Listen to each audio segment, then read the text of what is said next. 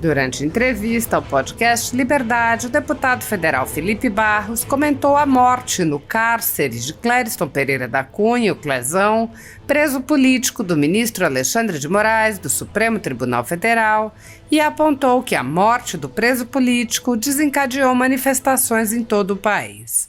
O deputado lembrou que a direita vem promovendo grandes manifestações pacíficas desde 2013 e que essa mobilização popular só diminuiu com a pandemia e, posteriormente, com as prisões em massa relacionadas aos eventos do 8 de janeiro.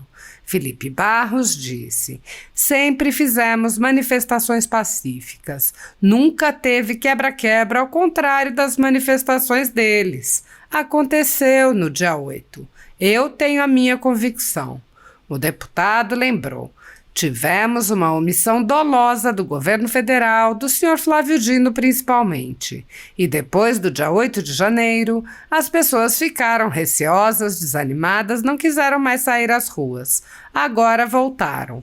Eu acho isso de fundamental importância. O Lula não aguenta o povo na rua. O Senado vai fazer as mudanças que têm que ser feitas se tiver o povo na rua. Barros relatou que os parlamentares vão rodar o país mostrando as conclusões e as provas que foram levantadas durante a CPMI, que demonstram a omissão dolosa do governo federal. Ele mostrou o relatório que será apresentado e ironizou: tem provas, ao contrário do relatório da senadora Elisiane. O deputado acrescentou: a gente tem que ter fé no nosso país e a gente tem que agir. Na entrevista, realizada pouco antes da indicação de Flávio Dino para o Supremo Tribunal Federal, o deputado expressou sua percepção sobre a indicação do ministro. Ele disse: eu acho que querem colocar lenha na fogueira, porque a gente vive um momento de tensionamento do Supremo com o Senado.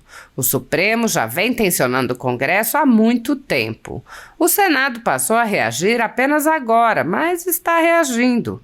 Colocar uma pessoa com perfil de Flávio Dino, que é por si só um beligerante, que persegue opositores políticos, que utiliza seu cargo para a perseguição de quem está no caminho dele, é algo que só vai piorar essa crise vivenciada entre os poderes. A indicação do Dino é ruim para toda a classe política e ruim em especial para todo o Senado Federal.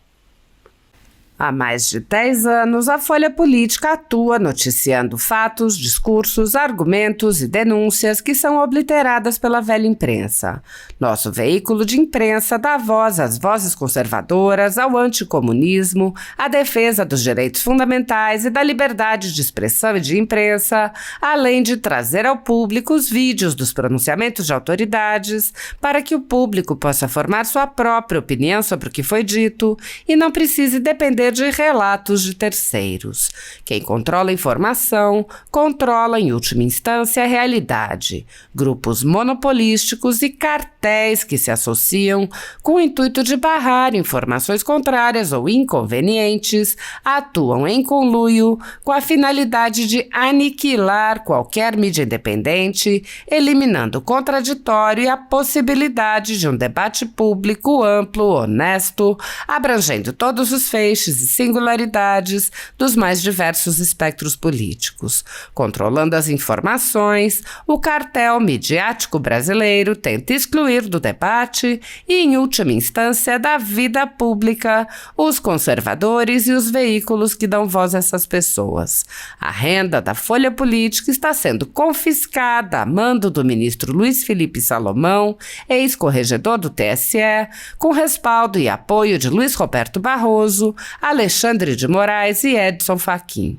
A decisão confisca de forma indiscriminada todas as receitas advindas do YouTube, indicando claramente que a intenção não é a de excluir conteúdos específicos, mas sim de calar o canal e eliminar o jornal. Há mais de 29 meses, toda a nossa renda é retida sem qualquer justificativa jurídica. Se você apoia o trabalho da Folha Política e pode ajudar a evitar que o jornal seja fechado, doe qualquer valor à empresa Raposo Fernandes por meio do Pix, cujo QR Code está visível na tela, ou por meio do código ajude@folhapolitica.org. Caso não utilize Pix, há a opção de transferência bancária para a conta da empresa Raposo Fernandes, disponível na descrição deste vídeo e no comentário fixado no topo. Há mais de 10 anos, a Folha Política vem mostrando a realidade da política brasileira e quebrando barreiras do monopólio da informação. Com a sua ajuda, poderá se manter firme e continuar a exercer o seu trabalho. Pix ajude@folhapolitica.org. Assista. O momento delicado que nós vivemos no Brasil. Nós tivemos recentemente aí vários presos políticos, e em específico, por último agora que foi muito marcante, foi o caso do Clezão. Um preso político que veio a falecer, nós lamentamos muito. E nós temos aí a volta das manifestações. A população brasileira está voltando a ir às ruas. Sim. Como é que o senhor enxerga esse movimento? O senhor acredita que surte um efeito? O senhor acha que talvez não?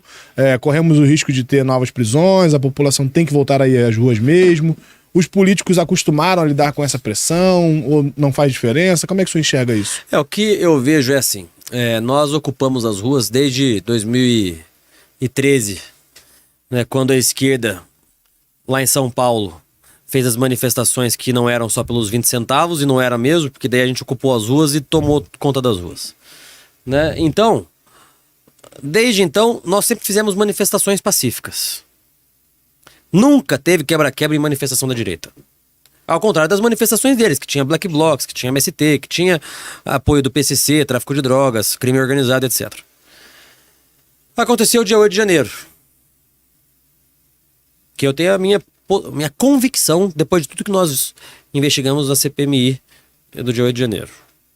Ali teve de fato infiltrados, ali nós tivemos uma omissão dolosa do governo federal, do senhor Flávio Dino principalmente. Mas o que eu quero dizer com isso depois do dia 8 de janeiro, as pessoas ficaram receosas, desanimadas, não quiseram mais sair às ruas. Nós tivemos a manifestação recente agora, no último final de semana, em que o povo começa a voltar às ruas. Eu acho isso de fundamental importância. Nós não podemos sair às ruas. Nós não podemos deixar de voltar às ruas, aliás. O que eu quero dizer, Anderson, é que o Lula não aguenta o povo na rua. O Senado vai fazer as mudanças que sejam feitas se tiver povo na rua. Então, a gente precisa voltar às ruas. Da forma como nós sempre fizemos, pacificamente. Isso. O assunto que está em alta agora no momento é a questão da indicação do ministro Flávio Dino para ser ministro do Supremo Tribunal Federal. Sim. Eu sei que, obviamente, não compete ao senhor é um deputado e isso vai tramitar no Senado, mas eu queria ouvir o comentário do senhor sobre o problema que isso pode gerar para o Brasil, ou se o senhor acha que não pode gerar, ter um ministro que, por exemplo, conversando com representantes das redes sociais, disse que, num tom bem firme, eu diria, né? Sobre, não quero saber sobre os seus termos de uso, né? Esse tempo de liberdade total acabou. Como é que o senhor enxerga uma possível indicação e sendo efetivada a posição do ministro Flávio Dino no Supremo Tribunal Federal? Eu acho que querem colocar lenha na fogueira. Porque a gente vive um momento de tensionamento do Supremo com o Senado. O Supremo já vem tensionando o Congresso há muito tempo, né? O Senado passou a reagir apenas agora, mas está reagindo. E colocar uma pessoa com o perfil do Flávio Dino, que é por si só um beligerante, que persegue opositores políticos, que utiliza de seu cargo para perseguição de quem está no caminho dele, é algo que só vai piorar essa crise vivenciada entre os poderes. Eu não consigo ainda compreender, e hoje, mais cedo, estava no Senado, conversando com alguns senadores, cada um tem uma percepção diferente. Alguns dizem que o Flávio Dino já tem os votos necessários para ser aprovado, senão o Lula nem faria indicação. Outros dizem que não, que pode ser que a gente ganhe essa batalha. O fato é que o voto secreto não dá pra gente saber. Porque a pessoa pode aqui publicamente dizer que vai votar de um jeito, chega lá na urna e vota de outro. O voto é secreto. O negócio é fazer pressão, tá na rua, fazer pressão nos senadores do seu estado, ligar no gabinete dos senadores do seu estado e pedir para que vote contra, né? Então, a indicação do Dino é ruim para toda a classe política. É ruim para toda a classe política e ruim, em especial, para todo o Senado Federal.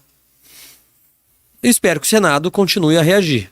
Espero que o Senado perceba e tenha consciência que o senador, por enquanto, tem cargo vitalício. E que o senhor Flávio Dino, se for aprovado pelo Senado, vai ficar lá até os seus 75 anos de idade. É muito tempo. Então, você que está nos assistindo, cobre o seu senador do seu estado, os 3 senadores do seu estado. Deputado, ainda muito bom. Essa questão do interesse, dos princípios, dos valores é algo completamente delicado, espinhoso na política hoje, né? Ainda nessa linha de oposição, deputado, eu queria ouvir o senhor falar um pouquinho sobre isso. A intenção que a gente tem aqui dentro do podcast é trazer a população para dentro da política e vice-versa, né? Recentemente, a oposição declarou assim, estamos em oposição, estamos em obstrução, a oposição não vai votar, a gente vai atrapalhar tudo que a gente puder. E eu ouvi de algumas pessoas falando assim, mas como assim? Vai atrapalhar o andamento do Brasil? Como é que o senhor conseguiria explicar isso para quem está nos assistindo, né? O cidadão comum, normal, que não acompanha a política muito ou não faz parte da política, como é, por exemplo, estar em obstrução? Atrapalha de fato o Brasil? Como é que é toda essa situação? Para quem está nos assistindo poder entender um pouco. A obstrução, ela é um instrumento da oposição. O que é você obstruir os trabalhos? É você tentar inviabilizar a votação de alguma ou de algumas pautas de algumas matérias. Então, eu cito exemplos. No governo Bolsonaro, quando eu estava como vice-líder do PSL, os deputados de esquerda, nas comissões, queriam convocar o ministro Paulo Guedes. O que nós fazíamos? Nós movimentávamos os membros daquela comissão. Os membros daquela comissão faziam obstrução naquela comissão. Para quê? Para impedir a votação de um requerimento convocando o ministro Paulo Guedes. Estou citando um exemplo. Pode ser qualquer outro ministro. Pode ser um projeto de lei prejudicial àquilo que a gente pensa, aquilo que a gente defende. Então, a obstrução serve para isso. Para você marcar a posição e impedir, inviabilizar o andamento de determinadas matérias. Então, quando a oposição aqui na Câmara hoje, nós decidimos fazer obstrução, era para marcar a posição e para pressionar as lideranças da Câmara a avançar com pautas e fazer compromissos com outras pautas. Tanto é que deu certo. Depois de 2 ou 3 semanas de obstrução, não me recordo, o presidente Pacheco nos chamou e fez uma série de compromissos com a oposição. Esses compromissos estão sendo cumpridos. A gente viu, por exemplo, a votação no Senado da PEC da decisão monocrática. Então, a obstrução é um instrumento para inviabilizar determinadas votações aqui na Câmara ou no Senado. Ótimo.